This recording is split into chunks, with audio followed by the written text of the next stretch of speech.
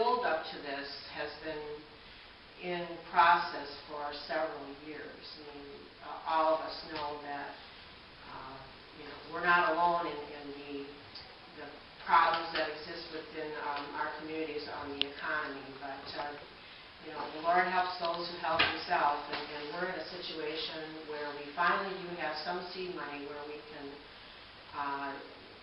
try to bring our communities together.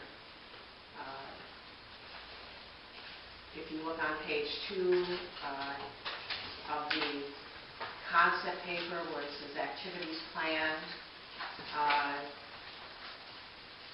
pretty specific what we would be doing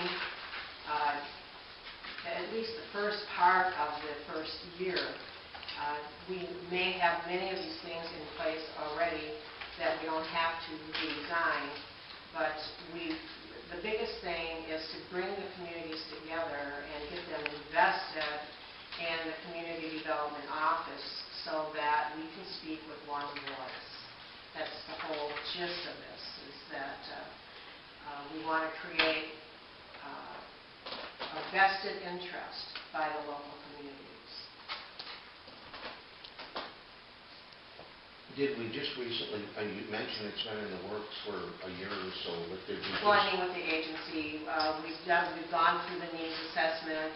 It's not news that in every needs assessment that we've done, and I'm sure that anybody else has done, jobs is the #1 priority. I mean, that just is something that you don't even think first about, because jobs is the #1 priority. We have had other strategic planning meetings before this, and jobs has always emerged as a priority. So that's what I meant when I said, It just seems we're all under the gun at this point, with it being right on top of the deadline for everybody to make the positive decision. Mm-hmm. That's all. Well, from my perspective, the agency is standing up and saying we are going to put in this $20,000. However, it won't move forward without matching funds, and that's the bottom line. If we don't have the matching funds, there's no point in continuing the application. In the event that you wouldn't get all of the money that you're seeking this first year to create the 80% job, do you see you would still be hiring a half-time person? Well, if we got the necessary match, mm-hmm. I've been told from the state, just submit the $5,000 match. That's the urgency right now, is get the letters of commitment for the $5,000 match. But you have to understand that ultimately this person cannot do it on half-time. Mm-hmm. We want this person to be in the trenches and out at the tables of any economic development that surfaces that we could participate in. And she has to have, or he has to have, that leverage to be able to, or that time to be able to go ahead and do it. I want you to know, and normally we don't talk about individual salaries, but the salary we have set for this, from my perspective, is low. It's $16.75 an hour. It's a lot for some people, but in the scope of things and the tables this person is going to be at, it's not a high income, but this is what we would have to work with, and this is where it falls on our scale. Community Action Agency salaries are historically not that large, so an 80% person would be making $26,000 to $27,000 a year in all likelihood, with a car, with transportation. Well, we wouldn't get a car, but it would be. No, I mean, but the transportation right. needed.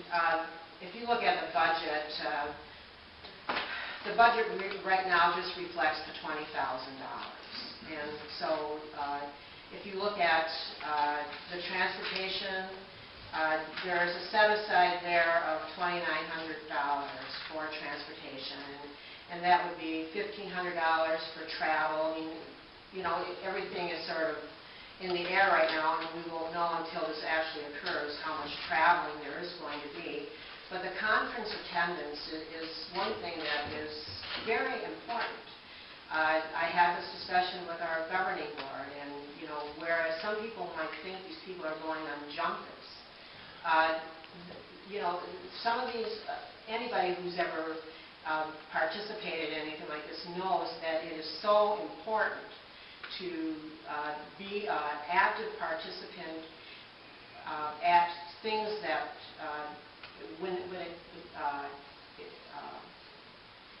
when there's money involved. If you're not there, you can't be part of the process. You have to be there.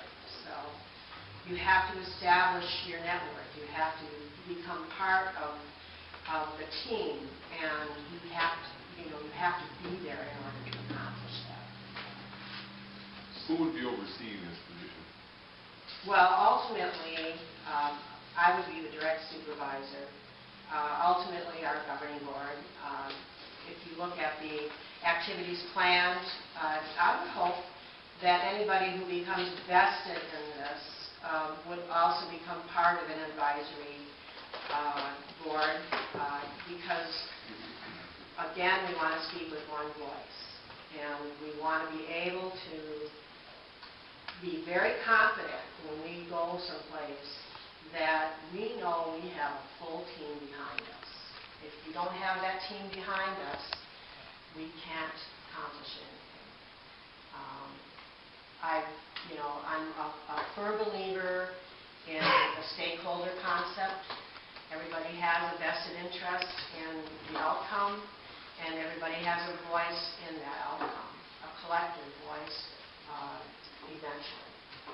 But it's for the good of the whole. It's not for the good of the Community Action Agency. I don't need another job. The agency doesn't need that $20,000, but the community needs community development. And we don't have these opportunities very often. Seed money like this comes maybe once every 5 years. And so, our opportunity is today. Tomorrow will be somebody else's opportunity. The agency does a wonderful job for the individuals of the colonies. There's no question. I think that's part of the reason why, when you guys moved to Bessemer, that council agreed to waive the taxes and so forth, because we knew the services you would be providing everybody. However, I guess when I read this, and the concept is great, but we've also got a county EDC. How is that interaction going to be? How would it be between you guys and the county? First, but then secondly, my understanding is we don't contribute to the county EDC as some others do, and it would be difficult for us to contribute to one and not the other. So it's either nothing for both, or we contribute to both. And I think that's part of the predicament. Like I say, the interaction with the county, are we going to be duplicating efforts here between what you guys are going to do and what the county's going to do? I don't know. And it would be difficult for me to say that as well. That isn't the plan. The plan for community action has access to other sources that maybe the EDC, we don't have access to their sources, and they don't have access to our sources. Again, I'm not here to get involved in the politics of anything. I'm here to try to help our communities get out of the mess that we're in. And the only way I think we can do it is collectively. I sense a huge amount of frustration among the townships as far as being represented with the EDC. And it gave me the feeling that if there was a way for us to overcome that kind of a situation, that we should try it.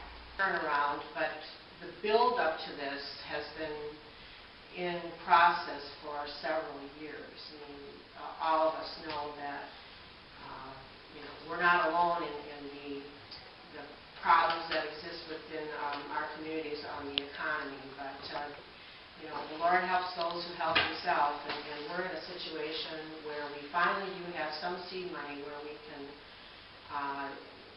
try to bring our communities together.